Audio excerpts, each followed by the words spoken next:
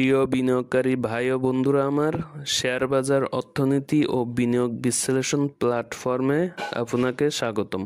আসসালামু আলাইকুম। মেঘের কোলে রোদ হেসেছে, টাইটেল দেখেই বুঝতে পারছেন এটি কোন বিষয়ে ভিডিও হতে চলেছে।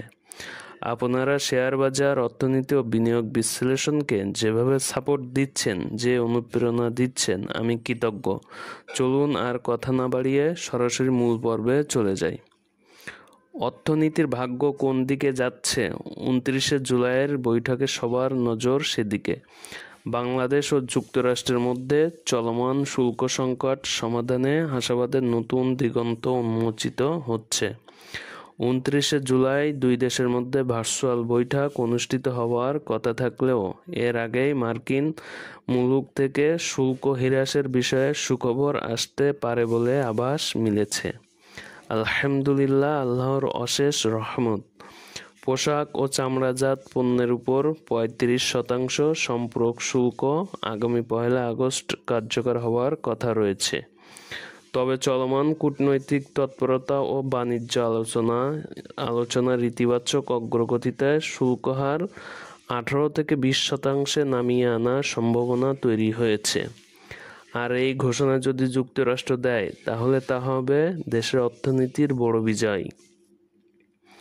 দ্বিপাক্ষিক কূটনৈতিক সক্ষমতারও একটি বড় পরীক্ষা এই বিষয়টি। বাণিজ্য সচিব মাহবুবুর রহমান স্যার বলেন, আমরা আশাবাদী 29 জুলাইয়ের আগেই যুক্তরাষ্ট্র শুল্ক কমানোর সিদ্ধান্ত ঘোষণা করতে পারে। সরকারের পক্ষ হতে বাণিজ্য ঘাটতি কমাতে যেসব পদক্ষেপ নিয়েছে তা মার্কিন প্রশাসনের কাছে ইতিবাচক প্রভাব ফেলেছে। বাণিজ্য ঘাটতি কমাতে গম, সয়াবিন, তুলা, বিমান আমদানির পরিকল্পনা রয়েছে। ইতিমধ্যে গম কেনার একটি চুক্তি হয়েছে। পূর্বের একটি ভিডিওতে বলেছিলাম যে বোয়িং 14টি বিমান কেনা হবে, কিন্তু নতুন তথ্য মতে 25টি বিমান কেনার উদ্যোগ নিয়েছে সরকার। সকল কিছুর জন্য সর্বা অবস্থায় আল্লাহর কাছে শুকরিয়া জ্ঞাপন করি। আলহামদুলিল্লাহ। কত বড় একটা সুসংবাদ হতে পারে যদি এই ঘোষণা চলে আসে, সেটা আমাদের দেশের অর্থনীতির জন্য, শেয়ার মার্কেটের জন্য। এই সুসংবাদের ঘোষণার সময়ের কাছে ছেড়ে দিলাম।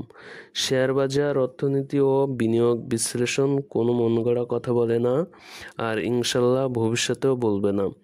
অপতথ্য ছড়িয়ে তো এই প্ল্যাটফর্মের কোনো লাভ নেই।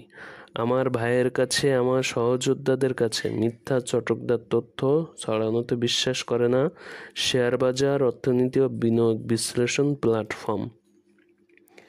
কোনো ধরনের প্রাপ্তিও আশা করে না। যতদিন সক্ষমতা থাকবে, আল্লাহর রহমতে এই প্ল্যাটফর্মের মাধ্যমে বস্তুনিষ্ঠ বিষয় উপস্থাপন করে যাব। না পারলে রণভঙ্গ দিয়ে চলে যাব, কিন্তু কখনো অপতথ্যের সাথে আপোষ করব না, ইনশাল্লাহ। সবাই ভালো থাকবেন, সুস্থ থাকবেন, আমার জন্য দোয়া করবেন।